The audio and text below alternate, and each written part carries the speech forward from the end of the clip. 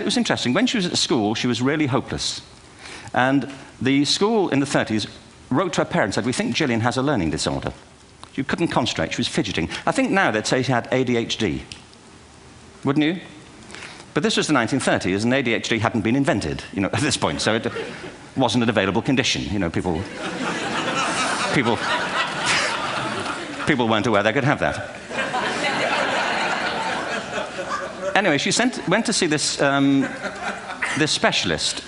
So this oak-panelled room, and she was there with her mother, and she was led and sat on this chair at the end, and she sat on her hands for 20 minutes while this man talked to her mother about all the problems Gillian was having at school. And at the end of it, because she was disturbing people, her homework was always late and so on, little kid of 8, in the end, the doctor went and sat next to Gillian and said, Gillian, I've listened to all these things that your mother's told me. I need to speak to her privately.